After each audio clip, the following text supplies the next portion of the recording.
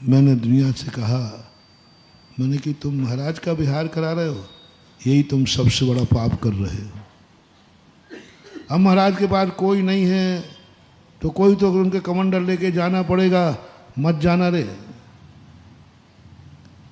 मत जाना, महाराज के पास कोई नहीं है, कोई तो विहार कराएगा, मत करना,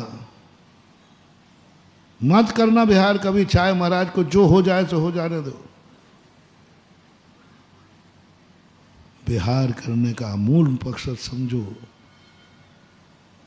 मुनि की कोई भी क्रिया मुनि के लिए की जाती है, मुनि सेवा के लिए की जाती है, उसमें भी यह छुपा हुआ रहना चाहिए, बंदे तद्गुण लब्धे। क्यों चलते हो सैकड़ों मुनिराज के साथ? क्या मतलब है? 2 लोग काफी है? क्यों चलते हो? महानुभाव, बहुत बड़ा रहस्य है। महाराज अपने पैरों से चलेंगे, लेकिन आगे पीछे सैकड़ों लोग पैदल चलते हैं। आचार्य महाराज को देखा,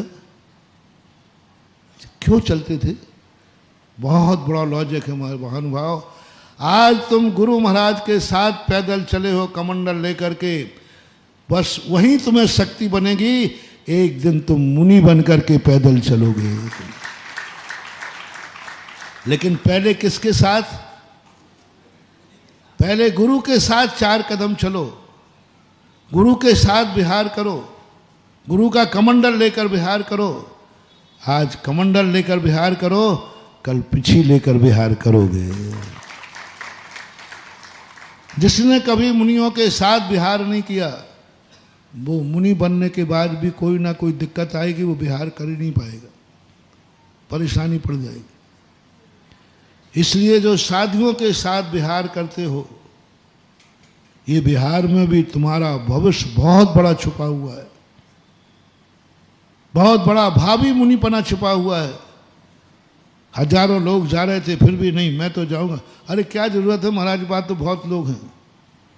आप लोग क्या कह देते हो कि भैया महाराज का विहार हो रहा है, कोई नहीं हो तो मैं जाऊं? नहीं नहीं 50, अरे फिर ठीक है, बहुत बड़ी चूक कर गए तुम।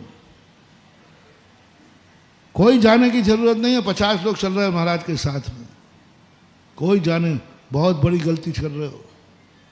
उस समय तुम्हें भाव आवे, ओहो 1 लाख लोग चल रहे हैं साथ में, बोले हाँ, पर मैं ही पापी हूं जो मैं यहाँ बैठा हूं, मैं ही पापी हूं जो यहाँ बैठा हूं, मैं क्यों नहीं चल रहा, मुझे खुद चलने दे। बोले क्या करोगे? बोले मुझे इससे मतलब नहीं कितने चल रहे हैं, मुझे इससे मतलब है कि मैं चल रहा हूं कि नहीं चल रहा।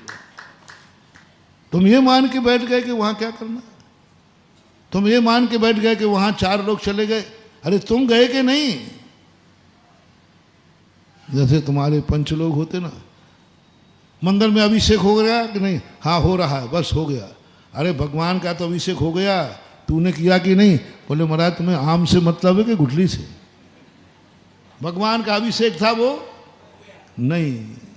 धर्म कार्य में कभी ये नहीं सोचना कि मंदिर में अभिषेक होना था, वो हो गया, वहाँ टीस लगना चाहिए, अभिषेक तो हो गया, किसी पुण्यात्मा कर लिया, लेकिन मैं पापी रह गया। ये मत सोचना कि महाराज आए हैं, चौका लगा के नहीं लगा भैया, अब नहीं लगा हो तो फिर लगाऊं, नहीं लगा हो तो लगाऊं, मत लगाना रे, कभी भूल के मत लगाना। यदि ऐसा भाव कभी मेरी तरफ मेरी प्रति आ जाए, और महाराजों की नहीं कहूँगा कि महाराज को कोई ने चौका नहीं लगाया तो चलो हम लगा लेंगे, मत लगाना, मैं मरूं तो मर जाने देना, तुम्हें पाप नहीं लगेगा। पक्का है, मैं तुम्हें बद्दुआ नहीं दूंगा, पाप भी नहीं लगेगा।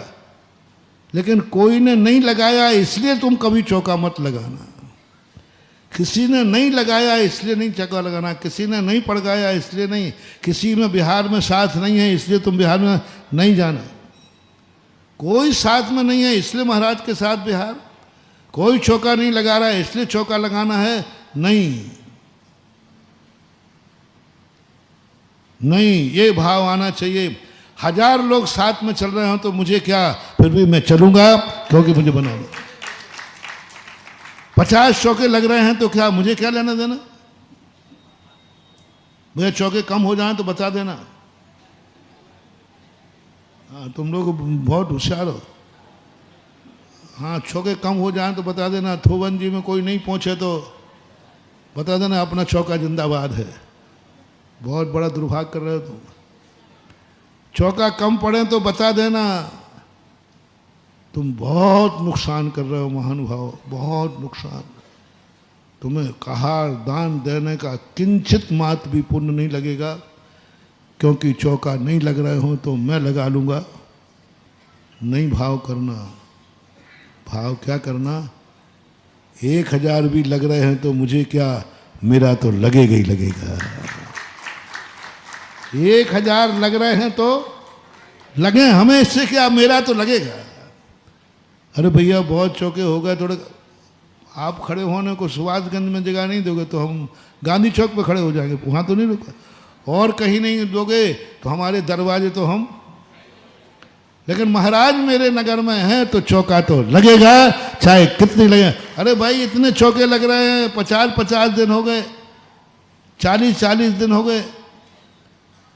बोले 40 दिन नहीं हो, 100 दिन हो जाए, पूरी जिंदगी निकल जाए, लेकिन चौका तो हमें ये मतलब ही नहीं है कोई लगा रहा है या नहीं लगा रहा है।